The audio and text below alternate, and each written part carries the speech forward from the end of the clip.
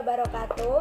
Perkenalkan, nama saya Amalia Nurusada, nomor presensi 2, kelas PS1B, jurusan akuntansi, program studi perbankan syariah.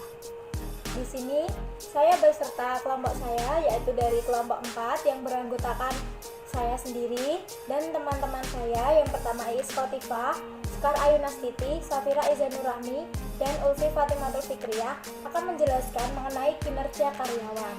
Di sini saya akan menjelaskan tentang pengertian kinerja karyawan. Sebelumnya saya akan menyampaikan tentang pembahasan materi yang akan dibahas dalam video ini. Yang pertama ada pengertian kinerja karyawan, yang kedua ada tujuan dan manfaat manajemen kerja, yang ketiga ada unsur-unsur pengukuran kinerja, yang keempat ada metode manajemen kerja, yang kelima ada manajemen kinerja syariah, dan yang keenam adalah implementasi manajemen kinerja syariah. Kita mulai dari pengertian kinerja karyawan. Di sini saya akan menyebutkan pengertian kinerja karyawan menurut para ahli. Yang pertama yaitu ada menurut Wirawan tahun 2009.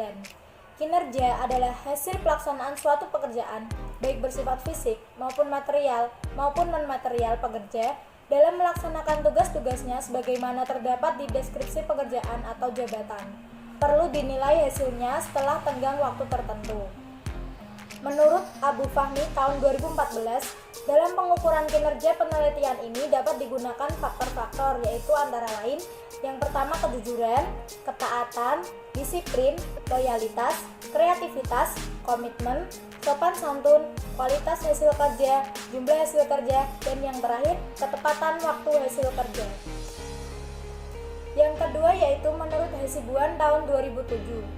Kinerja karyawan adalah suatu hasil kerja yang dicapai seseorang dalam melaksanakan tugas-tugas yang dibebankan kepadanya, didasarkan atas kecakapan, pengalaman, dan kesungguhan serta waktu.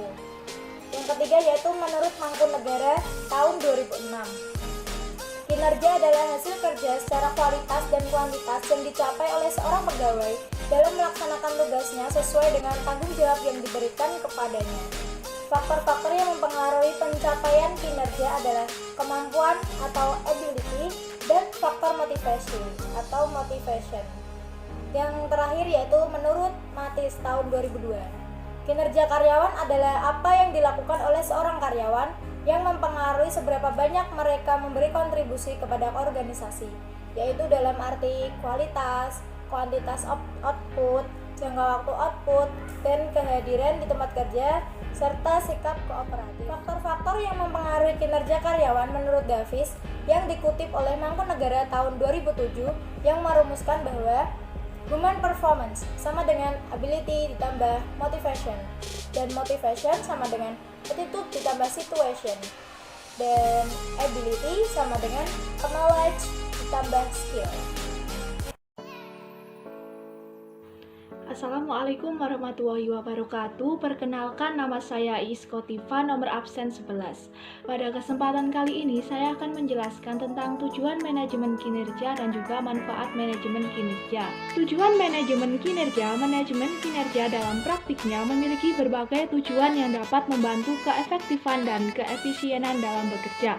Adapun tujuan dari manajemen kinerja tersebut menurut Noe dan kawan-kawan 1999 ada 3 tujuan manajemen kinerja. Yang pertama ada strategik, yang kedua ada tujuan administratif, yang ketiga ada tujuan pengembangan. Yang pertama, tujuan strategik adalah manajemen kinerja harus mengaitkan kegiatan pegawai dengan tujuan organisasi. Pelaksanaan strategi tersebut perlu mendefinisikan hasil yang akan dicapai, perilaku karakteristik pegawai yang dibutuhkan untuk melaksanakan strategi, mengembangkan pengukuran dan sistem umpan balik terhadap kinerja pegawai. Tujuan yang kedua adalah tujuan administratif. Kebanyakan organisasi menggunakan informasi manajemen kinerja, khususnya evaluasi kinerja, untuk kepentingan keputusan administratif, seperti penggajian, promosi, penghentian pegawai, dan lain-lain. Kemudian tujuan yang ketiga adalah tujuan pengembangan. Nah, tujuan pengembangan ini bertujuan mengembangkan kapasitas pegawai yang berhasil di bidang kerjanya. Kemudian selanjutnya manfaat manajemen kinerja. Manfaat manajemen kinerja bagi organisasi. Yang pertama, menyesuaikan tujuan organisasi dengan tujuan tim dan individu. Yang kedua, memperbaiki kinerja, memotivasi pekerja, meningkatkan komitmen dan mendukung nilai-nilai inti. Kemudian memperbaiki proses pelatihan dan pengembangan.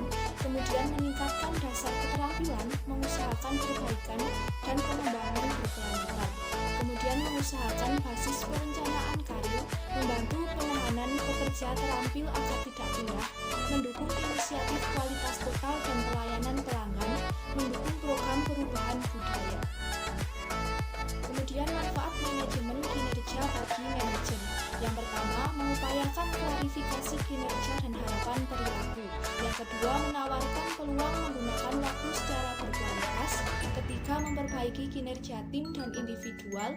Yang keempat, mengusahakan penghargaan non-finansial pada staf.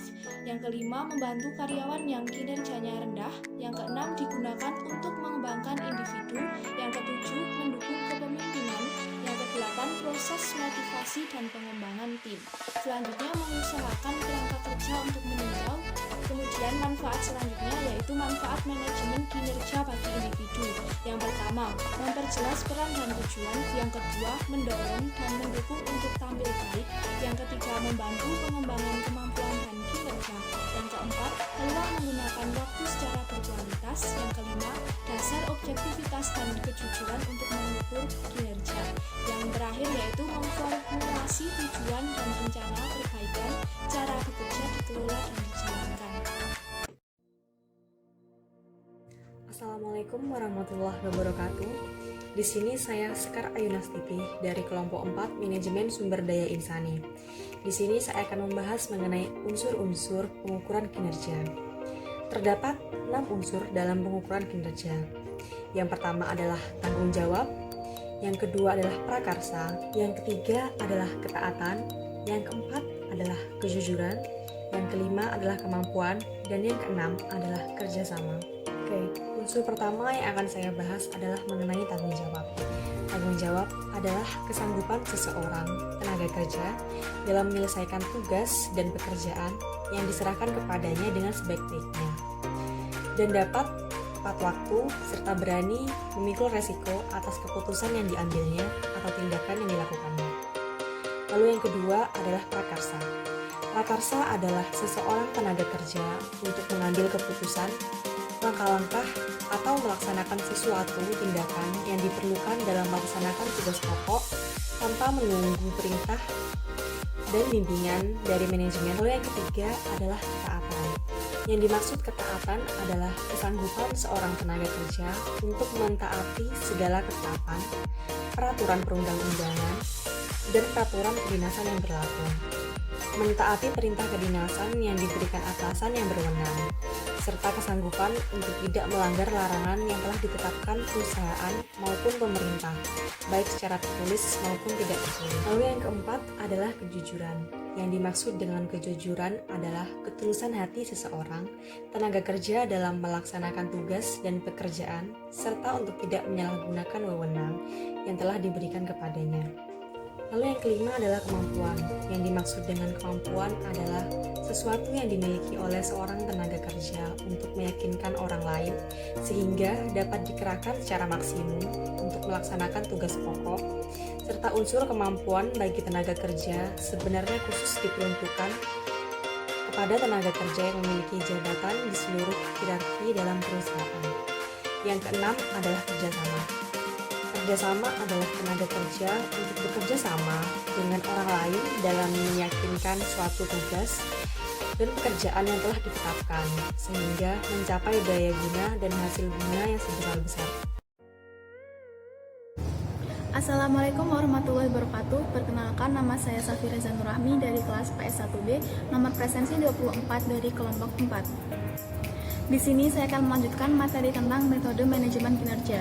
Untuk metode manajemen kinerja sendiri dibagi menjadi 5. Yang pertama yaitu metode rating scale, yang kedua metode checklist, yang ketiga metode critical incident, yang keempat metode ISAI, dan yang terakhir metode ranking.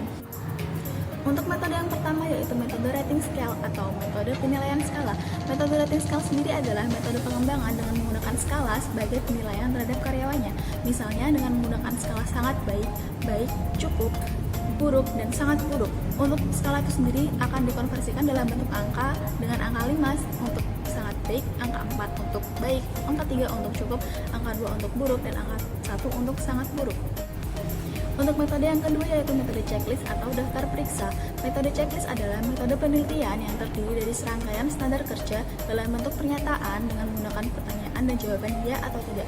Misalnya, seorang karyawan harus menceklis bagian jawaban ya apabila karyawan tersebut telah memenuhi standar kerja yang berada dalam pertanyaan, dan sebaliknya karyawan tersebut harus memberikan tanda checklist pada jawaban tidak apabila karyawan tersebut tidak memenuhi standar kerja yang berada dalam pertanyaan. Untuk metode yang ketiga yaitu metode critical incident atau metode insiden kritis. Untuk metode critical incident ini sendiri yaitu metode penilaian yang memusatkan perhatiannya pada perilaku atau insiden kritis baik bersifat positif maupun negatif dari seorang karyawannya. Namun pada umumnya metode ini yang dicatat oleh penilai hanya perilaku atau insiden yang bersifat ekstrim. Lalu yang keempat ada metode isai. Metode isai ini adalah ketika penilai menulis uraian tentang kelemahan, kekuatan, perilaku, sikap, karakter, dan efisiensi kerja diri seorang karyawan. Metode ini sendiri bersifat deskriptif yang hanya memberikan informasi kualitatif tentang seorang karyawan, sehingga ketika akan melakukan evaluasi akan terjadi masalah subjektif. Selanjutnya metode yang terakhir yaitu metode ranking. Metode ranking adalah metode penelitian dengan membandingkan karyawan satu dengan karyawan lainnya dan diurutkan berdasarkan peringkatnya. Untuk peringkat itu sendiri terdiri dari peringkat tertinggi lalu ke terendah atau terbaik lalu ke terburuk seperti itu. Untuk materi selanjutnya yaitu manajemen kinerja syariah. Untuk kata manajemen sendiri dalam bahasa Arab berarti idaro atau siasat yang berarti penilaian, pengurusan, pengaturan, perencanaan, dan persiapan. Lalu untuk pengertian manajemen kinerja syariah adalah kegiatan mengkaji ulang kinerja yang berkesinambungan untuk meningkatkan dan mengembangkan kinerja dengan memperhatikan kesesuaiannya terhadap prinsip-prinsip syariah dalam agama Islam. Assalamualaikum warahmatullahi wabarakatuh. Perkenalkan, nama saya Ulfi Fatimatul Fikriyah. Pada kesempatan kali ini saya akan melanjutkan presentasi dari kelompok 4. Selanjutnya adalah implikasi kinerja syariah. Yang pertama, saat faktor pendidikan, budaya organisasi, upah kerja, dan motivasi kerja tidak ada, maka kinerja karyawan akan menurun, namun tidak begitu signifikan terhadap kinerja karyawan. Yang kedua, hasil koefisiensi masing-masing variabel adalah sebagai berikut. Semakin tinggi tingkat pendidikan karyawan, maka semakin tinggi pula kinerjanya. Selanjutnya, pada variabel budaya, semakin tinggi budaya organisasi karyawan, maka semakin meningkat kinerja karyawan. Yang selanjutnya adalah pada variabel upah kerja, semakin tinggi upah kerja karyawan, maka semakin meningkat kinerja karyawan pada Bank Syariah Mandiri cabang Aksara Medan. Kemudian yang terakhir adalah pada variabel motivasi kerja, semakin tinggi motivasi kerja karyawan, maka semakin meningkat kinerja karyawan pada Bank Syariah Mandiri cabang Aksara Medan. Yang ketiga adalah dari hasil tersebut menunjukkan variabel pendidikan, budaya organisasi, upah kerja, dan motivasi kerja mempengaruhi kinerja karyawan di PT Bank Syariah Mandiri cabang Aksara Medan. Kemudian nomor 4, terdapat pengaruh secara simultan antara pendidikan, budaya organisasi, upah kerja, motivasi kerja terhadap kinerja karyawan PT Bank Syariah Mandiri cabang Aksara Medan. Kemudian yang kelima sekaligus yang terakhir, bahwa faktor pendidikan dan motivasi kerja yang mempengaruhi kinerja karyawan Bank Syariah Mandiri cabang Aksara Medan. Terima kasih, sekian dari kelompok kami. Mohon maaf apabila ada kesalahan. Wabillahi taufiq wal hidayah. Wassalamualaikum warahmatullahi wabarakatuh. Tetap di rumah aja, stay safe semua.